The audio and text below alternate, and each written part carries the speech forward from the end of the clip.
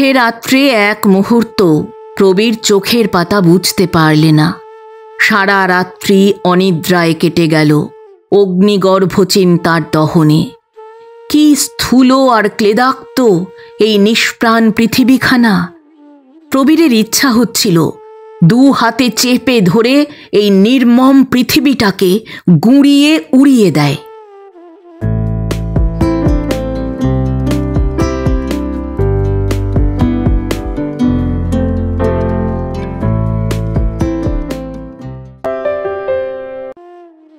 শুভেচ্ছা বন্ধুরা, এক রাশ শুভেচ্ছা আর ভালোবাসা। আমি অর্পিতা, আর আপনারা শুনছেন এক ব্যাগ গপ্প ইউটিউব চ্যানেল। বন্ধুরা, শুরুতেই একটা ছোট্ট অনুরোধ। এখনও যারা এক ব্যাগ গপ্প চ্যানেলটি সাবস্ক্রাইব করেননি তাদের উদ্দেশ্যে বলি, আজই চ্যানেলটি সাবস্ক্রাইব করে সঙ্গে থাকুন। উৎসাহ পাব এগিয়ে চলার। এক ব্যাগ গপ্প চ্যানেলে আপনি শুনতে পাবেন এমন কিছু ভালো লাগা গল্প, যে গল্পকে জড়িয়ে ধরে বাঁচা যায় আজীবন। আজ পড়ব শ্রদ্ধেয় কথা সাহিত্যিক উপেন্দ্রনাথ গঙ্গোপাধ্যায় রচিত একটি ছোট গল্প, অভিনয়। গল্প পাঠ করছি আমি অর্পিতা। শব্দ নির্মাণ করেছেন সাহিত্য সমাহার চ্যানেলের আকাশ। প্রচ্ছদ এঁকেছেন মোনালিসা। উপস্থাপনায় এক ব্যাগ গপ্প ইউটিউব চ্যানেল।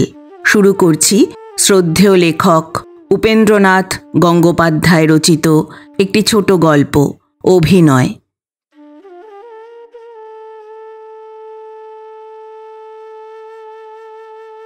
উনিশশো 42 সালের কথা। তখন সমারোহের সঙ্গে দ্বিতীয় বিশ্বযুদ্ধ চলেছে। জাপানি বোমার ভয়ে সারা কলকাতা শহর মনে মনে মাথায় হাত দিয়ে নিরতিশয় উৎকণ্ঠায় দিনাতিপাত করছে। সেই সময়ে একদিন সন্ধ্যার পর প্রবীর কুমার রায় নামে একটি যুবক তার বন্ধু সুরেশের সন্ধানে বেনেটোলা লেনের একটি মেসে এসে হাজির হল। তার দিন দুই আগে হাতিবাগানের বাজারের পাশে বোমা পড়েছে। সুরেশ মেসেই ছিল। হঠাৎ প্রবীরকে দেখে বিস্মিত হয়ে বললে, এ কি প্রবীর, এই সময় তুমি কলকাতায়? বোমার ভয়ে আমরা কলকাতা ছেড়ে ময়মনসিংহ পালাতে পারলে বাঁচি, আর তুমি কিনা ময়মনসিংহ থেকে কলকাতায় এসে হাজির হলে। প্রবীরের মুখে একটা নিষ্প্রভ হাসি ফুটে উঠল। বললে, ময়মনসিংহের চেয়েও দূরে যাওয়ার পথে আমি কলকাতায় এসেছি সুরেশ। তবে ময়মনসিংহ গেলে তোমরা বাঁচবে, কিন্তু আমি যেখানে যাবার চেষ্টায় আছি সেখানে যেতে হলে বাঁচা চলে না। সবিস্ময়ে সুরেশ জিজ্ঞাসা করলে, যুদ্ধে যাচ্ছ নাকি হে? হাসি মুখে প্রবীর বললে, যুদ্ধেই বটে, তবে রণক্ষেত্রের যুদ্ধে নয়, জীবন যুদ্ধে। ভ্রুকুঞ্চিত করে সুরেশ বললে, হেঁয়ালির ভাষা ত্যাগ করে কি হয়েছে বলো দেখি। সুরেশ বললে, টিবি হয়েছে। চমকে উঠল সুরেশ। বললে, টিবি হয়েছে? কার টিবি হয়েছে হে? প্রবীর বললে, অবশ্যই আমার। তোমার? সুরেশ হাসতে আরম্ভ করলে। স্মিত মুখে প্রবীর জিজ্ঞাসা করলে, হাসছ যে? সুরেশ বললে, হাসছি টিবির বাসাখানি দেখে। পরিপুষ্ট, নধর, মসৃণ। এমন বাসা বড়লোক ব্লাড প্রেশারের হলে মানায়, গরিব টিবির এই রকম বাসা হয় না। প্রবীর বললে, তা হয় সুরেশ। বাঘের ঘরে ঘোগের বাসা অসম্ভব নয়।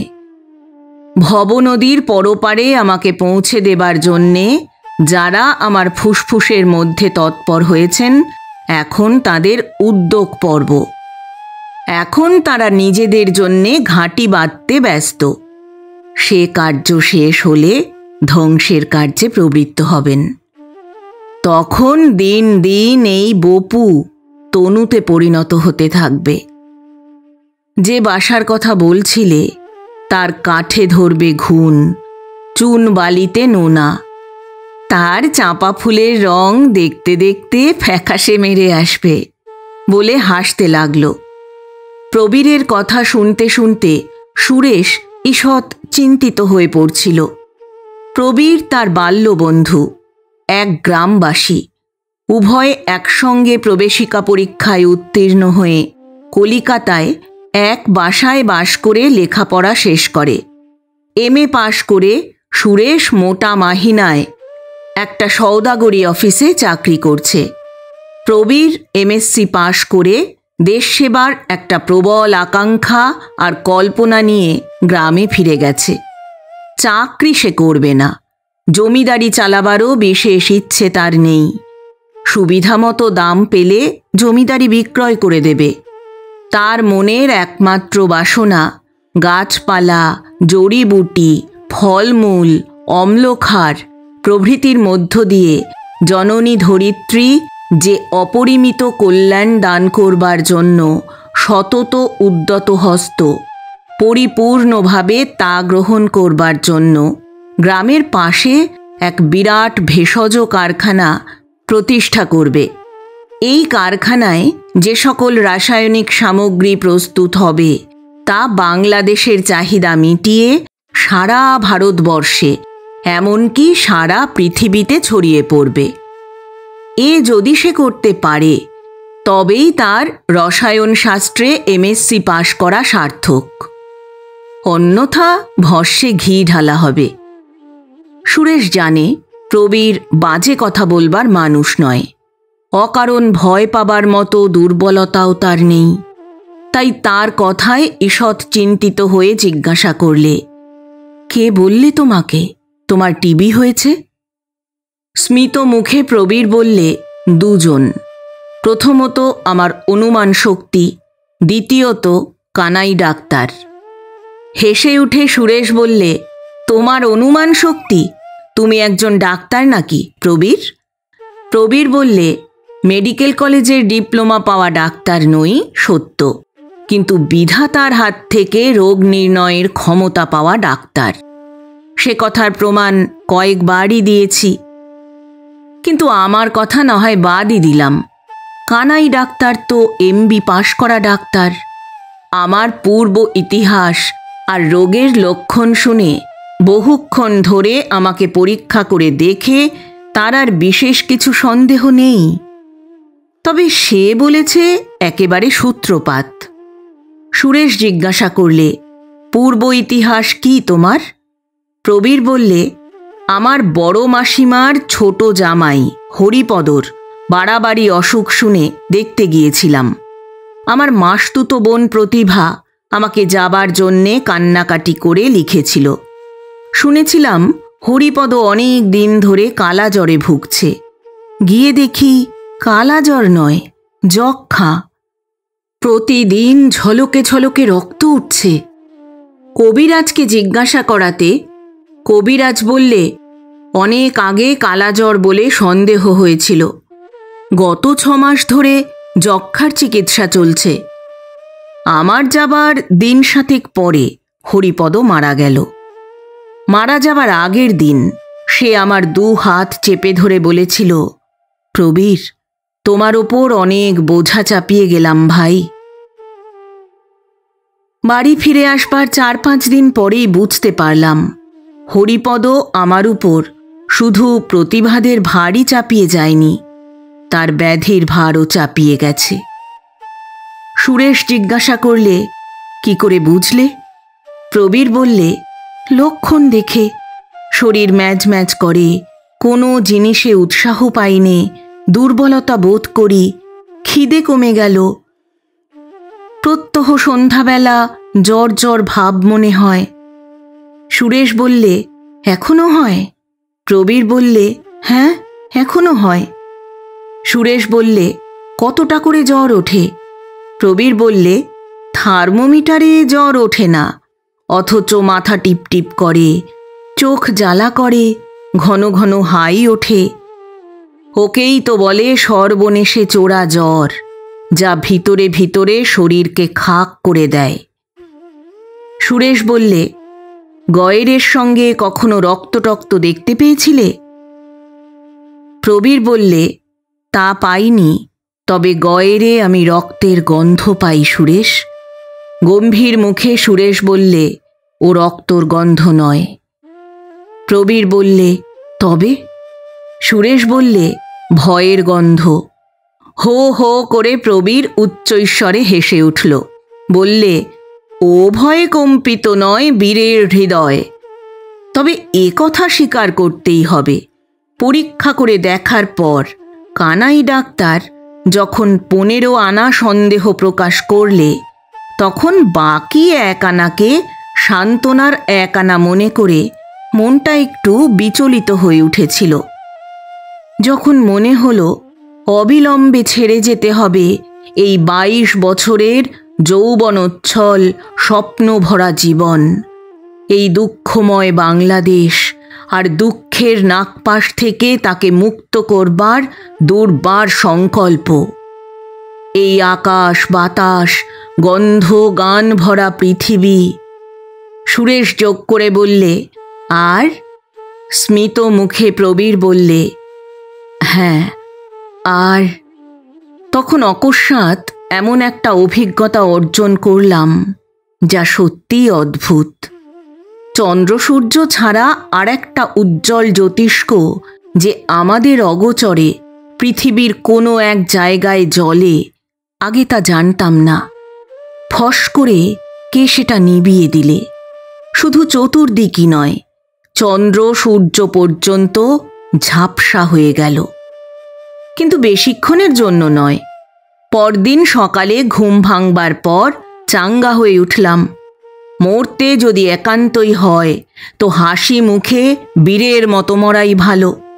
ভাবলাম ময়মনসিংহ শহরে কোনো ভালো ডাক্তারের পরামর্শ নিই।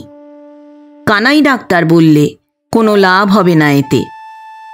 সে ডাক্তারের পরামর্শের ওপর নির্ভর করে নিশ্চিন্ত থাকা চলবে না। শেষ পর্যন্ত কলকাতায় যেতেই হবে। সুতরাং অনর্থক সময় নষ্ট না করে অবিলম্বে কলকাতায় গিয়ে ব্যবস্থা অবলম্বন করাই বিধেয়। সুরেশ জিজ্ঞাসা করলে, কি ব্যবস্থা অবলম্বন করবে এখানে? কলকাতার কয়েকজন শ্রেষ্ঠ চিকিৎসকের নাম করে প্রবীর বললে, এরা যা বিধান দেবেন বিধি মতে তা পালন করব। যদি কোনো যক্ষ্মা নিবাসে গিয়ে চিকিৎসা করাতে বলেন, তাহলে অবিলম্বে সেখানে চলে যাব। অর্থাৎ একজন অনেস্ট সোলজারের মতো একটা গুড ফাইট দেব।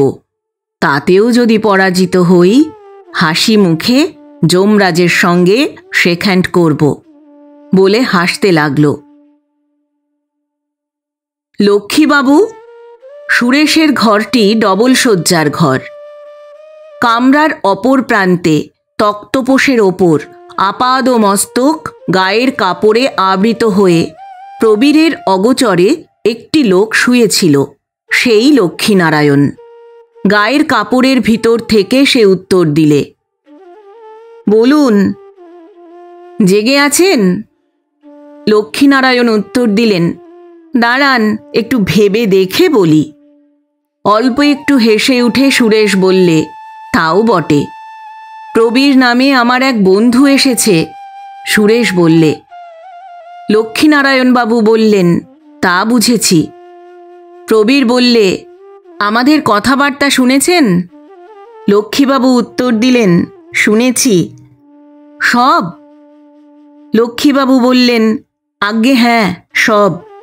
জাপানি বোমা থেকে আরম্ভ করে ওই যক্ষ্মা নিবাস পর্যন্ত সব। এবার সুরেশ ও প্রবীর উভয়েই হেসে উঠল। সুরেশ বললে, এ বিষয়ে আপনি কি বলেন?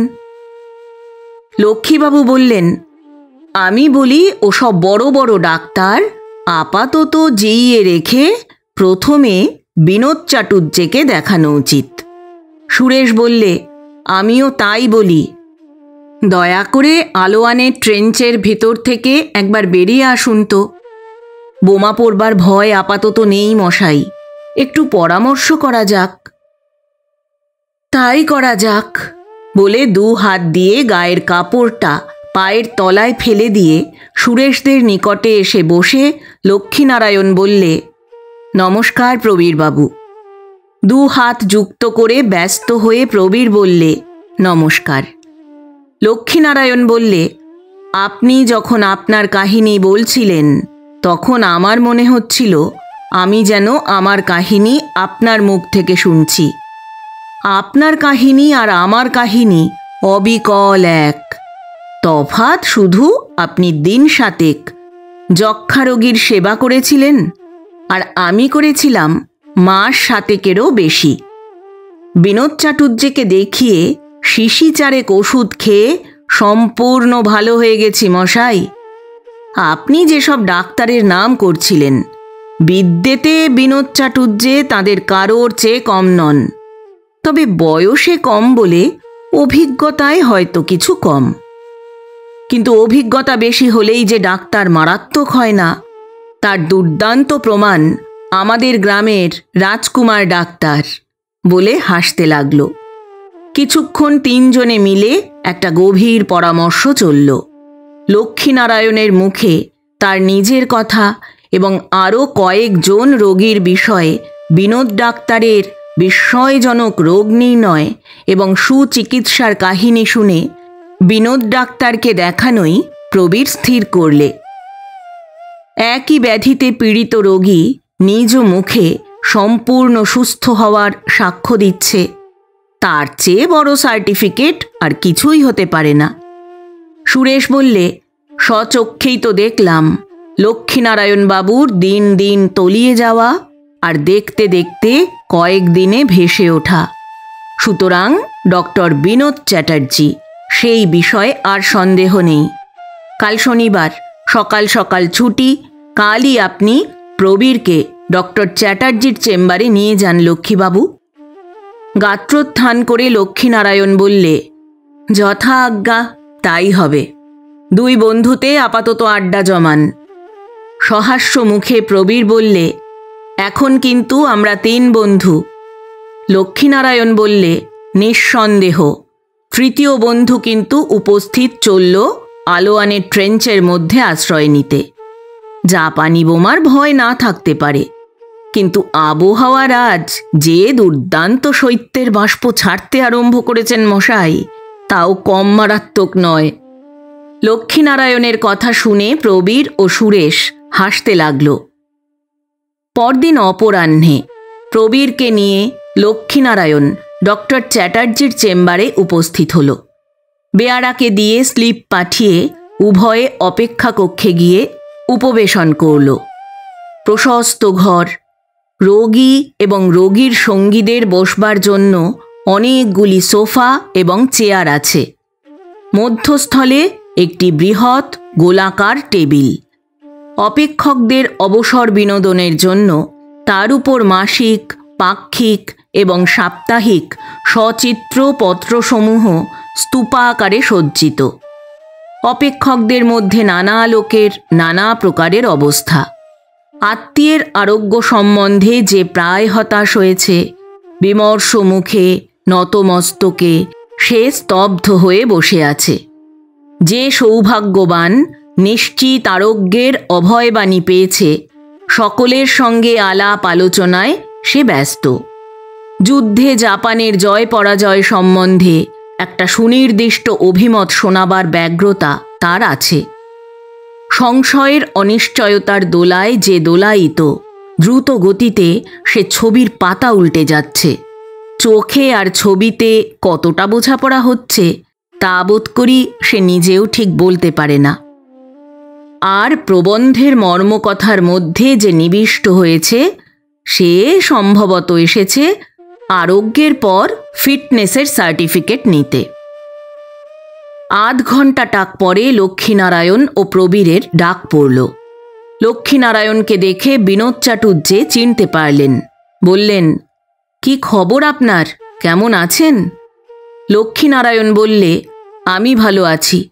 প্রবীরকে দেখিয়ে বললে, অসুখ আমার বন্ধুর। ডাক্তার বললেন, কি অসুখ? লক্ষ্মীনারায়ণ বললে, অনেকটা আমারই মতো। সহাস্য মুখে ডক্টর চ্যাটার্জি বললেন, তাহলে তো কোনো অসুখই নয়। প্রবীর বললে, দেশে যে ডাক্তার আমাকে দেখছিলেন, এখানকার ডাক্তারকে দেখাবার জন্য তিনি একটা রিপোর্ট দিয়েছেন বলে পকেট থেকে একটা খাম বার করে ডক্টর চ্যাটার্জির হাতে দিলে। নিবিষ্ট চিত্তে রিপোর্ট পাঠ করে ডক্টর চ্যাটার্জি জিজ্ঞাসা করলেন, আপনার ভগ্নিপতির সঙ্গে খাবার দাবারের ছোঁয়াছুঁয়ি কিছু হতো না তো? প্রবীর বললে, জ্ঞানত তো হতো না, অজ্ঞাত সারে যদি হয়ে থাকে বলতে পারি নে। তেষ্টা পেলে রোগীর ঘরের গেলাসে জল টল খেতেন? ডাক্তার জিজ্ঞাসা করলেন। প্রবীর বললে, না, তা খেতাম না।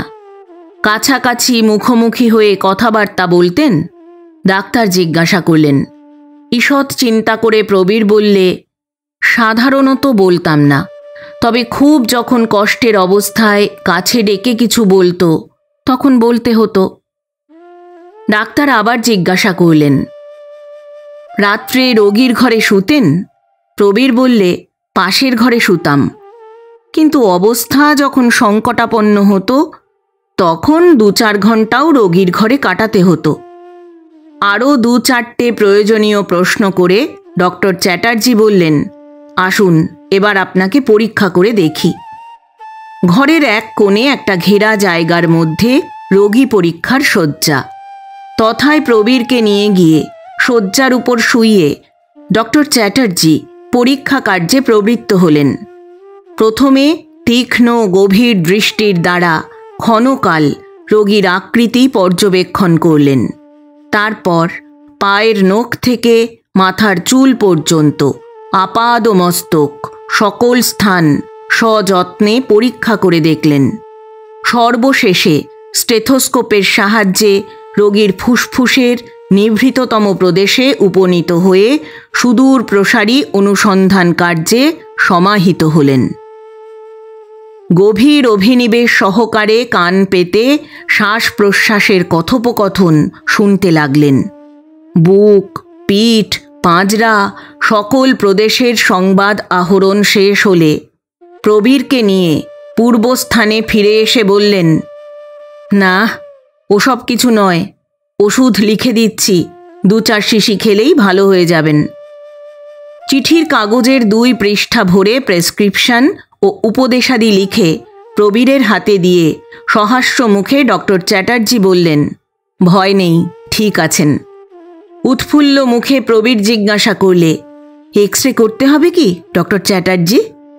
ডক্টর চ্যাটার্জি বললেন, নিশ্চয় হবে, ওইতে সব লিখে দিয়েছি। আপনার ক্ষেত্রে তো একজন ডাক্তার সন্দেহ করছেন, এ রোগের কেউ স্বপ্ন দেখলেও আমরা এক্স-রে করাই। প্রয়োজনীয় কথাবার্তা শেষ করে ডাক্তারকে দক্ষিণা দিয়ে প্রবীর ও লক্ষ্মীনারায়ণ প্রস্থান করলে। দিন 6 পরে প্রবীর একাই ডক্টর চ্যাটার্জির চেম্বারে এসে উপস্থিত হল। প্রবীরকে দেখে ডক্টর চ্যাটার্জি জিজ্ঞাসা করলেন, কেমন আছেন? প্রফুল্ল মুখে প্রবীর বললে, ভালো আছি।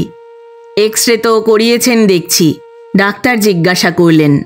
হাতের বৃহৎ খাম থেকে এক্স-রে প্লেট বার করতে করতে প্রবীর বললে, আগে হ্যাঁ, করিয়েছি। তাঁরা বললেন, কোথাও কিচ্ছু চিহ্ন নেই, দেখবেন তো আপনি? স্মিত মুখে ডক্টর চ্যাটার্জি বললেন, খরচপত্র করে করালেন, একবার দেখতে হবে বই কি। তারপর এক্স-রে প্লেটখানা কিছুক্ষণ পরীক্ষা করে দেখে প্রবীরের হাতে প্রত্যর্পণ করে বললেন, তবে আর কি, এখন নিশ্চিন্ত হয়ে দেশে ফিরে যান। দেহে একটু শক্তি সামর্থ্য পেয়েছেন তো? প্রবীর বললে, তা পেয়েছি। সহাস্য মুখে বিনোদ ডাক্তার বললেন, এক্স-রে প্লেট পাবার পর থেকে? ব্যগ্র কণ্ঠে প্রবীর বললে, আগে না, তার আগে থেকেই, আপনার অভিমত পাবার পর থেকে। ডক্টর চ্যাটার্জি বলুন। দেশ থেকে আপনাকে একাধখানা চিঠি লিখবার দরকার হতে পারে হয়তো। প্রবীর বললে। ডাক্তার বললেন, কিসের জন্যে? প্রবীর বললে, যদি কোনো উপদেশ অথবা পরামর্শ নেবার দরকার ঘটে। ডাক্তার বললেন, তা লিখবেন। প্রবীর বললে, আপনার সময় অতিশয় মূল্যবান, চিঠির উত্তর দিতে সেই সময়ের খানিকটা অপব্যয় নিশ্চয়ই হবে, সেজন্য ক্ষতিপূরণ স্বরূপ যৎসামান্য আপনার কাছে রেখে যাচ্ছি।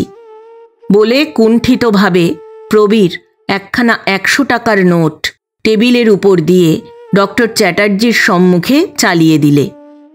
যে পথে নোটখানা এসেছিল ঠিক সেই পথে তাকে ফিরিয়ে দিয়ে হাসতে হাসতে ডক্টর চ্যাটার্জি বললেন, ফিজ নি, বকশিস নিয়ে নে। ব্যগ্র অপ্রস্তুত কণ্ঠে প্রবীর বললে, না না ডক্টর চ্যাটার্জি, আমি তেমন কিছু নিশ্চয়ই মিন করিনি, তেমন কোনো উদ্দেশ্য আমার ছিল না। তেমনই হাসতে হাসতে ডক্টর চ্যাটার্জি বললেন, ঠিক আছে, দরকার পড়লে চিঠি লিখবেন। আপনার বিয়ে হয়েছে প্রবীরবাবু? স্মিত মুখে প্রবীর বললে, আগে না, হয়নি। দেশে ফিরে গিয়ে ঘটক লাগান, বিয়ে করুন, ডাক্তার বললেন। প্রবীর বললে, বিয়ে আমি করতে পারি? ডাক্তার বললেন, নিশ্চয়ই পারেন, না পারবার মতো কোনো অপরাধ তো আপনি করেননি। সহসা প্রবীরের চক্ষের সম্মুখে ধরিত্রী পুনরায় নূতন আলোক, নূতন গীতি, নূতন গন্ধ, নূতন অনুভূতি নিয়ে উদ্ভাসিত হয়ে উঠল। চন্দ্র সূর্যের অতিরিক্ত যে তৃতীয় জ্যোতিষ্ক ভীষণ ব্যাধির আশঙ্কায় একদিন নিভে গিয়েছিল, দ্বিগুণ প্রভায় তা আবার জ্বলে উঠল। অমিয়া, তবে আর কি, তোমার আমার মিলনের পথে আর কোনো বাধাই রইল না। তোমার দুর্বার প্রেম নিষ্ফল হবার নয়, সেই প্রেমেরই কল্যাণে দুঃসহ সংশয়ের হাত থেকে মুক্তি লাভ করেছি। ডাক্তার বললেন, বাড়ি ফিরবেন কবে? ডক্টর চ্যাটার্জির কণ্ঠস্বরে প্রবীর ক্ষণকালের চিন্তা স্বপ্ন থেকে জাগ্রত হয়ে উঠল। বললে, গিরিডিতে আমার এক মামা থাকেন, আমাকে যাবার জন্যে বিশেষ করে লিখেছেন। এত কাছাকাছি যখন এসে পড়েছি, ভাবছি দিন 10-15 সেখানে কাটিয়ে যাই। অন্য পরিবারের মধ্যে বাস করায় আমার পক্ষে আর কোনো আপত্তি নেই তো ডক্টর? ডক্টর চ্যাটার্জি বললেন, কিছু মাত্র না। ডক্টর চ্যাটার্জিকে ফিজ এবং সকৃতজ্ঞ ধন্যবাদ দিয়ে প্রসন্ন অন্তঃকরণে প্রবীর প্রস্থান করলে। 10-15 দিনে গিরিডি থেকে ফেরা হয়ে উঠল না। মাসের শেষের দিকে একদিন প্রবীর নিজের গ্রামে প্রত্যাবর্তন করলে। গৃহে পৌঁছে সে অবগত হল কাশীধামে কানাই ডাক্তারের মায়ের মৃত্যু হওয়ায় কানাই কাশী গেছে। তথায় শ্রাদ্ধাদি সমাপন করে তারপর দেশে ফিরবে। সন্ধ্যার পর প্রবীর উৎফুল্ল হৃদয়ে অমিয়াদের গৃহাভিমুখে রওনা হল। কানাই ডাক্তার ছাড়া একমাত্র অমিয়াই তার অসুখের কথা জানে। কলিকাতা রওনা হবার আগের দিন প্রবীর এই দুঃসংবাদ তাকে জানায়। শুনে আসন্ন বিপদের উৎকট আতঙ্ক ও নৈরাশ্যে অমিয়া একেবারে ভেঙে পড়েছিল। আজকের শুভ সংবাদে অমিয়ার সেই দুশ্চিন্তা মলিন মুখ আবার কিরূপ উৎফুল্ল হয়ে উঠবে, সেই কথা ভাবতে ভাবতে প্রবীর পথ চলছিল। একই গ্রামে বাস বলে বাল্যকাল হতেই অমিয়ার সাথে তার পরিচয়। উভয়ের কলিকাতায় অধ্যয়নকালে এই পরিচয় ক্রমশ অন্তরঙ্গতায় এবং অন্তরঙ্গতা থেকে শেষ পর্যন্ত সুগভীর প্রেমে পরিণতি লাভ করে। প্রবীর যে সময় এমএসসি পড়ে, সেই সময় অমিয়া গ্রামের স্কুল থেকে ম্যাট্রিক পাশ করে কলিকাতায় তার মাতুলালয়ে আইএ অধ্যয়ন করতে আসে। রূপে, গুণে, অর্থে, বিদ্যায়, চরিত্রে প্রবীরের মতো দুর্লভ পাত্রের সাথে অমিয়ার বিবাহ শুধু বাঞ্ছনীয়ই নয়, পরন্তু সুনিশ্চিত ব্যাপার জানা থাকায় অমিয়ার মামার বাড়িতে উভয়ের মেলামেশার সুযোগ হতে পেরেছিল অবাধ। কিন্তু গোল বেঁধেছিল একটু। এই মাতুলালয়েই কমলা নামে একটি পরমা সুন্দরী এবং সপ্রতিভ মেয়েকে নিয়ে। অমিয়ার এক মামাতো বোনের সে ছিল সহপাঠিনী। সর্বদাই সে এই গৃহে বেড়াতে আসত এবং দৈবযোগে একাধ দিন প্রবীরের সঙ্গে দেখা সাক্ষাৎও হয়ে যেত। এই দৈবযোগের আবর্তন ক্রমশ এরূপ অবিলম্বিত হতে লাগল যে এর মধ্যে মানুষের ইচ্ছাযোগের অস্তিত্ব সন্দেহ করলে বিশেষ কিছু অন্যায় হয় না। দেখা সাক্ষাতের আনুকূল্যে পরিচয়ও হয়ে উঠল ঘনিষ্ঠ থেকে ঘনিষ্ঠতর। পরিচয় স্থাপন করবার বিষয়ে কমলা মেয়েটির শুধু যে একটা সহজ দক্ষতা ছিল তাই নয়, বর্তমান ক্ষেত্রে সে একটা বিশেষ সুযোগ খুঁজে পেয়েছিল। সে ছিল আইএসসি ক্লাসের 2য় শ্রেণীর ছাত্রী। সুতরাং একজন প্রথম শ্রেণীর আর্টসের ছাত্রীকে পিছনে ফেলে রেখে এমএসসি ক্লাসের বিজ্ঞানের ছাত্রের সঙ্গে সে অবলীলাক্রমে আলাপ জমাত। তার আচরণের দ্বারা প্রকাশ পেত বিজ্ঞানের ছাত্রী হিসাবে প্রবীরের উপর তার একটা অগ্রাধিকার থাকা স্বাভাবিক। কমলার এইরূপ প্রবল আবির্ভাবের দাপটে অমিয়া সন্ত্রস্ত হয়ে উঠেছিল।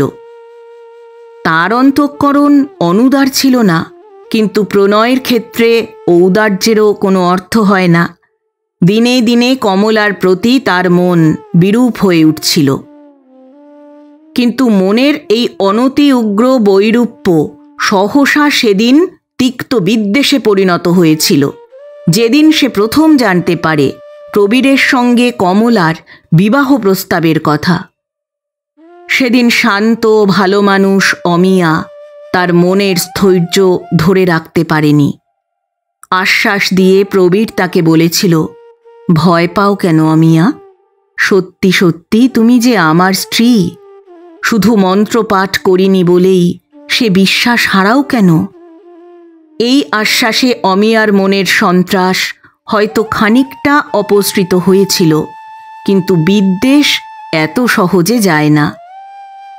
অমিয়াদের গৃহে পৌঁছে প্রবীরের প্রথম দেখা হল অমিয়ার মা সুরবালার সহিত।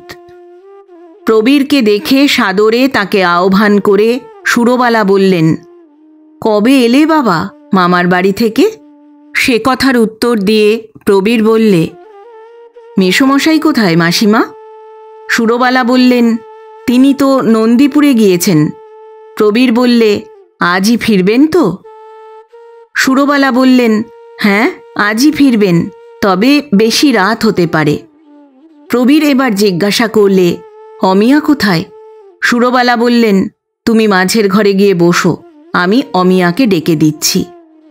মাঝের ঘরে প্রবেশ করে একটা চেয়ারে বসে প্রবীর একখানা ছবির বই নিয়ে পাতা উল্টাচ্ছে, এমন সময় অমিয়া প্রবেশ করলে।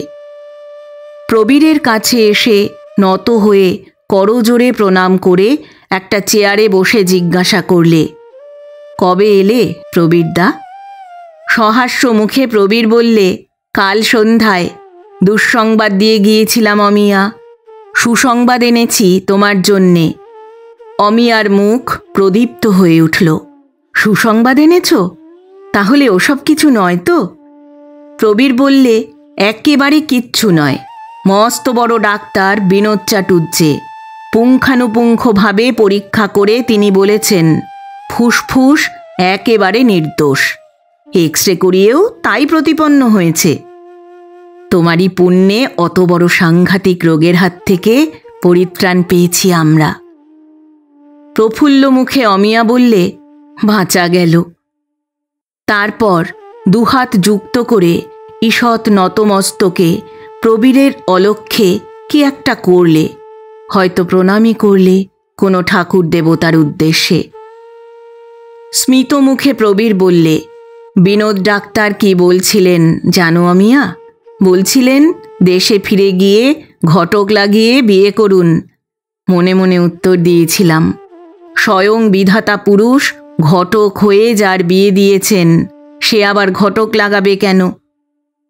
বলেই উচ্চৈস্বরে হেসে উঠল। অমিয়া, অমিয়া? জিজ্ঞাসু নেত্রে অমিয়া প্রবীরের প্রতি দৃষ্টিপাত করলে। এবার তাহলে চলো অমিয়া। অমিয়া বললে, কোথায়? প্রবীর বললে, আমাদের বাড়ি। মৃদু হাস্যের একটা ক্ষীণ আভা অমিয়ার অধর প্রান্তে দেখা দিলে। বললে, বিয়ের কথা বলছো প্রবীরদা? ব্যগ্রকণ্ঠে প্রবীর বললে, অতি অবশ্যই বলছি। আজই মাসিমার সঙ্গে কথা কয়ে বিয়ের দিন স্থির করে যাব। সামনের ফাগুন মাসেই কোনো শুভ দিনে বাড়িতে লক্ষ্মী প্রতিষ্ঠা করতে হবে। এক মুহূর্ত নীরবে কি চিন্তা করে অমিয়া বললে, আমি বলি কি প্রবীরদা, বিয়ে এখন কিছুদিন থাক। বিস্মিত কণ্ঠে প্রবীর বললে, কেন? নিমেষের জন্য প্রবীরের প্রতি দৃষ্টিপাত করে অমিয়া বললে, রোগটা তো বিশ্রী প্রবীরদা, এই রোগে বিয়ে। অমিয়ার বাক্যের শেষ পর্যন্ত অপেক্ষা না করে অধীর উচ্ছ্বসিত কণ্ঠে প্রবীর বললে, রোগ তো বিশ্রী নিশ্চয়ই, কিন্তু রোগ কোথায় অমিয়া? রোগ তো আমার ফুসফুসে ছিল না, ছিল আমার মস্তিষ্কে। ডাক্তার নিশ্চিত হয়েছেন, আমি নিশ্চিত হয়েছি, তুমি হতে পারছো না কেন? অমিয়া বললে, কানাই ডাক্তার বলেন, এই রোগে যত সাবধানী কেউ হোক না কেন, অতি সাবধানী তাকে বলা চলে না। এবার প্রবীর প্রচণ্ড ক্রোধে প্রজ্বলিত হয়ে উঠল। উত্তপ্ত কণ্ঠে বললে, চুলোয় যাক তোমার কানাই ডাক্তার। এই সাবধান তুমি কার জন্যে হতে বলছো? আমার জন্যে না তোমার নিজের জন্যে? মৃদু কণ্ঠে অমিয়া বললে, তুমি রাগ করছো প্রবীরদা, কিন্তু নিজের জন্যে সাবধান হওয়া কি খুব একটা গর্হিত কাজ?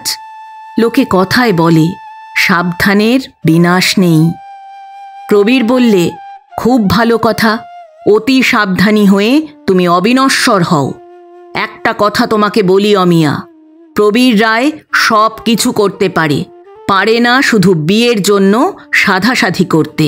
সুতরাং বিদায়। বলে চেয়ার ছেড়ে উঠে দাঁড়ালো। তারপর পুনরায় চেয়ারে বসে পড়ে বললে, আরও একটা কথা বলে যাই, যে আঘাত অনর্থক তুমি আমাকে দিলে তার প্রতিশোধ আমি নেব। কেউটে সাপকে বর্ষা দিয়ে বেঁধলে কেউটে সাপ কি করে জানো? নিজের দেহ নিজে দংশন করে। আমিও তাই করব। এই ফাগুন মাসেই বিয়ে করব। কাকে বলতে পারো? স্খলিত মৃদু কণ্ঠে অমিয়া বললে, বোধহয় কমলাকে। প্রবীর বললে, হ্যাঁ ঠিক বলেছ, কমলাকে। তাতে প্রতিশোধটা একটু বেশি রকম রঙিন হয়ে উঠবে নাকি অমিয়া? ধীরে ধীরে মাথা নেড়ে অমিয়া বললে, মনে তো হয় না। আমি যখন হাতে পেয়ে তোমাকে ছেড়ে দিলাম, তখন কমলাকেই বিয়ে করো আর অমলাকেই করো, তাতে আর আমার এমন কি এসে যায় বলো? প্রবীর বললে, যায় বই কি অমিয়া, কাটা ঘায়ে নুনের ছিটে দিলে কিছু ইতর বিশেষ তো হয়ই। এক মুহূর্ত তীক্ষ্ণ নেত্রে অমিয়ার প্রতি চেয়ে থেকে পুনরায় বললে, কোনো জায়গায় তোমার বিয়ের কথা হচ্ছে কি অমিয়া? নতনেত্রে অমিয়া নিঃশব্দে বসে রইল। বলো না, লজ্জা কিসের? মৃদুস্বরে অমিয়া বললে, এক জায়গায় হচ্ছে। প্রবীর বললে, পাকাপাকি হয়ে গেছে? অমিয়া বললে, প্রায়। চেয়ার ছেড়ে উঠে দাঁড়িয়ে প্রবীর বললে, বাহ বাহ, তবে আর দুঃখ কিসের? তাহলে তো অমিয়া নাটক শেষ পর্যন্ত মিলনান্ত নাটকেই দাঁড়াবে। প্রবীরের কিন্তু সেই নাটকের চতুর্থ অঙ্কেই নিষ্ক্রমণ। বলে প্রস্থানোদ্যত হল। প্রবীরদা। ফিরে দাঁড়িয়ে প্রবীর বললে, আবার পেছু ডাক কেন? একটু দাঁড়াও, একটা প্রণাম করি। অমিয়ার কথা শুনে হেসে উঠে প্রবীর বললে, ও হো, তাও তো বটে, এও যে অভিনয়ের একটা দস্তুর। ছেড়ে যাচ্ছিল। প্রণাম করে উঠে মৃদু হেসে অমিয়া বললে, অমিয়া নাটক ভারী কঠিন নাটক প্রবীরদা, অনেক শক্ত অভিনয় এতে আমাকে করতে হলো। প্রবীর বললে, আর করেছ চমৎকার, একটা সুবর্ণ পদক দাবি করতে পারো। প্রেম নেই, প্রণয় নেই, ভালোবাসা নেই, অথচ আছে তার পরিচ্ছন্ন অভিনয়। প্রজ্বলিত হুতাশনের মতো প্রবীর সবেগে ঘর থেকে নিষ্ক্রান্ত হয়ে গেল। সে রাত্রে এক মুহূর্ত প্রবীর চোখের পাতা বুঝতে পারলে না। সারা রাত্রি অনিদ্রায় কেটে গেল অগ্নিগর্ভ চিন্তার দহনে। কি স্থূল আর ক্লেদাক্ত এই নিষ্প্রাণ পৃথিবীখানা! প্রবীরের ইচ্ছা হচ্ছিল দু হাতে চেপে ধরে এই নির্মম পৃথিবীটাকে গুঁড়িয়ে উড়িয়ে দেয়। সহসা একসময় মনে পড়ে গেল কমলাকে। ঘন লালসার মতো একটা কোনো আঠালো বস্তু তার মনকে অধিকার করে বসল। অধীরোদ্যত হৃদয়ের মধ্যে চপল সুরে ধ্বনিত হতে লাগল, হেসো হেসো কমলা, হেসো, তোমার দেহ আর রূপ নিয়ে এসো। মন কিন্তু সযত্নে আবৃত করে রেখো রূপের সুবর্ণ পেটিকার মধ্যে। মনের কারবারে দ্বিতীয়বার দেউলে হবার আশঙ্কায় আর কিছুতেই প্রবেশ করা নয়। অপমানকর অপ্রত্যাশিত প্রত্যাখ্যানের ক্ষোভে ভাবপ্রবণ প্রবীরের সমস্ত অন্তঃকরণ বিষাক্ত হয়ে উঠল। সকালে উঠেই সে আত্মনিয়োগ করলে প্রতিশোধের ব্যবস্থা বিধানে। হিংসা কঠিন মনকে শান্ত হবার অবকাশ দেওয়া হবে না। প্রতিশোধের যে নিষ্ঠুর অস্ত্র আঘাত করবার জন্য উদ্যত হয়েছে তার দুদিকে দুই ফলক। একদিকের ফলক বিদীর্ণ করবে অমিয়াকে, অপর দিকের নিজেকে। প্রেম পুড়ে গিয়ে তার ভস্য থেকে হিংসার যে তীক্ষ্ণ অঙ্কুর উদ্গত হয়েছে সযত্নে বর্ধিত করতে হবে তাকে। প্রবীরের যে আত্মীয়ের দ্বারা কমলার পিতা প্রবীরের সহিত কমলার বিবাহের চেষ্টা করেছিল, তার কাছে লোক মারফত প্রবীর চিঠি পাঠালে। সে চিঠির উত্তরে অবিলম্বে প্রবীরের কর্মচারীর সহিত কমলার পিতা, প্রবীরের আত্মীয় এবং আরও কয়েকজন লোক এসে উপস্থিত হল প্রবীরকে আশীর্বাদ করবার জন্যে। জমিদার বাড়ির পাকা নহবতখানায় নহবত বেজে উঠল। গ্রামের আকাশকে পরিব্যাপ্ত করে সানাইয়ের করুণ মিষ্ট সুর চতুর্দিকে ছড়িয়ে পড়তে লাগল। জমিদার গৃহের সংস্কার কার্যে রাজমিস্ত্রি নিযুক্ত হল। প্রজাদের বসবার জন্য বহিঃপ্রাঙ্গণে প্রশস্ত চন্দ্রাতপ নির্মিত হবে। তার জন্য বাঁশ, শালের খুঁটি প্রভৃতি উপকরণ এসে পড়তে লাগল। বিবিধ কর্তব্যের ভার গ্রহণ করবার জন্য জমিদার গৃহে হাজির হতে লাগল বিভিন্ন প্রজার দল। সমস্ত গ্রামখানা আনন্দ কোলাহলে চকিত হয়ে উঠল। উৎসব আয়োজনের এই গোলমালের মধ্যে আলো অন্ধকার মাখা এক ধূসর সন্ধ্যায় একদিন ছই ঘেরা একখানা গরুর গাড়িতে আরোহণ করে অমিয়ার পিতা, মাতা ও অমিয়া কলিকাতার পথে রওনা হল। কথাটা প্রবীরের অগোচর রইল না। তার অধর প্রান্তে একটা নির্মম হাস্যের অস্পষ্ট রেখা ঝিলিক মেরে গেল। মনে মনে সে বললে, পালিয়ে পরিত্রাণ পাবে মনে করেছ অমিয়া? ডাকঘরের কল্যাণে যথাসময়ে আমার মর্মন্তুদ বাণ তোমার কাছে উপস্থিত হবে।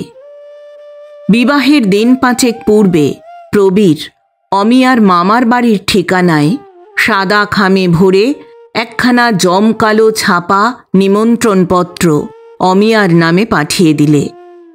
চিঠির তলদেশে নিজ হস্তে যোগ করলে, পালিয়ে গেলে অমিয়া? গ্রামে থাকলে কমলার বাসর ঘরে তোমাকে টেনে নিয়ে এসে গান গাইয়ে ছাড়তাম। প্রবীর। এই প্রবীরের মর্মন্তুদ বাণ। এই চিঠির উত্তর প্রবীর প্রত্যাশা করেনি। 1 মাসের অধিক হল কমলার সঙ্গে তার বিবাহ হয়ে গেছে।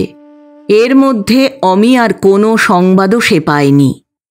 একদিন কলিকাতার চিঠিপত্র দেখতে দেখতে হাতে পড়ল একটা খামে মোড়া চিঠি।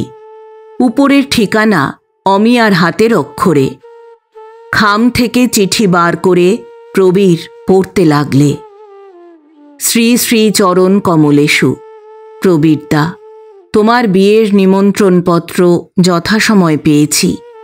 তুমি যে শুধু লিখেছ আমি সেখানে থাকলে কমলার বাসর ঘরে আমাকে টেনে নিয়ে গিয়ে গান গাইয়ে ছাড়তে, নাচিয়ে ছাড়তে, সে কথাও যে লেখনি, তার জন্যে আমি সত্যিই তোমার কাছে কৃতজ্ঞ। নির্মম হতে গিয়েও তুমি আমার প্রতি খানিকটা করুণা করেছ। তোমার বিয়ে তো হয়ে গেল, আমিও ফাঁকি পড়ছি নে।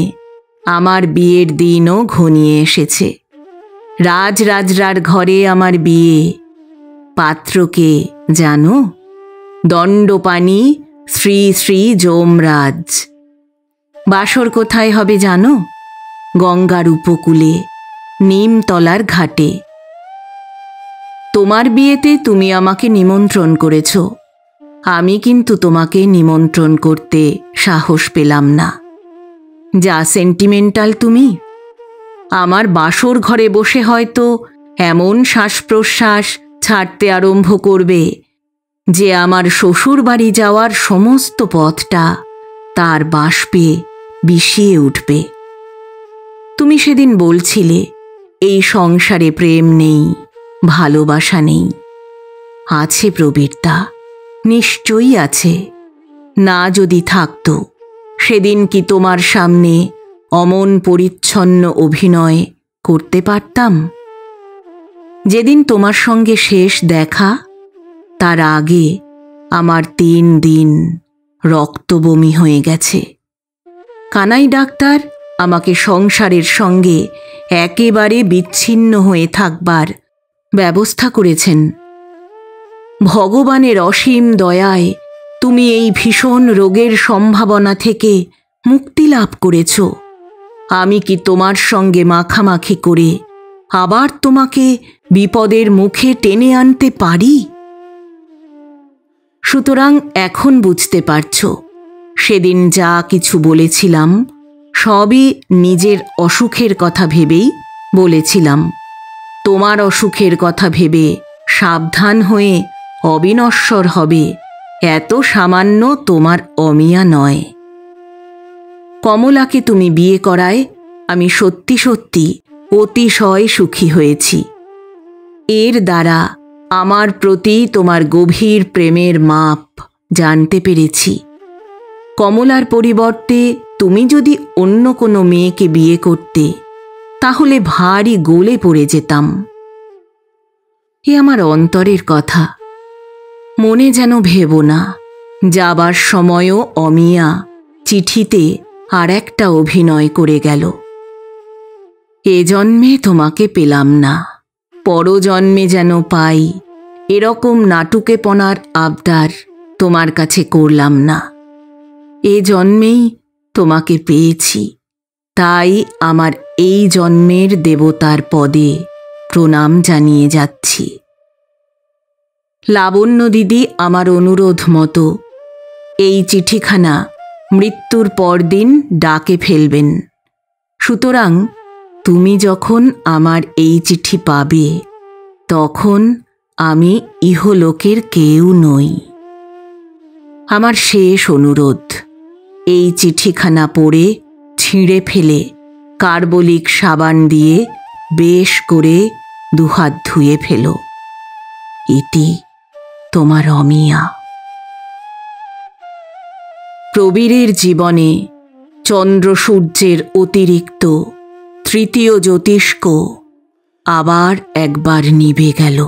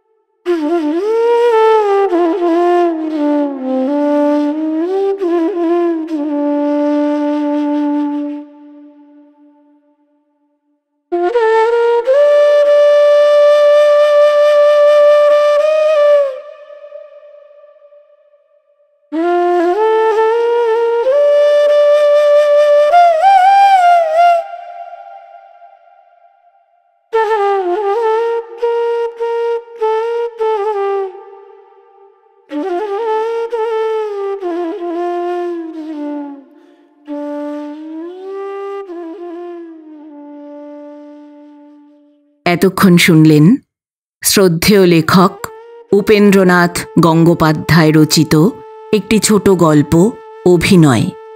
গল্প পাঠ করলাম আমি অর্পিতা। শব্দ নির্মাণ করেছেন সাহিত্য সমাহার চ্যানেলের আকাশ। প্রচ্ছদ এঁকেছেন মোনালিসা। উপস্থাপনায় এক ব্যাগ গপ্প ইউটিউব চ্যানেল। বন্ধুরা, গল্প পাঠ ভালো লাগলে চ্যানেলটি সাবস্ক্রাইব করে পাশে থাকবেন। আপনাদের করা একটি লাইক, কমেন্ট ও শেয়ার আমাদের এগিয়ে চলতে অনুপ্রাণিত করে। আবার আসব আগামী সপ্তাহে আবার একটি ভালো লাগা মন ছোঁয়া গল্প নিয়ে। আজ তাহলে বিদায় নিচ্ছি। সবাই ভালো থাকবেন, সুস্থ থাকবেন।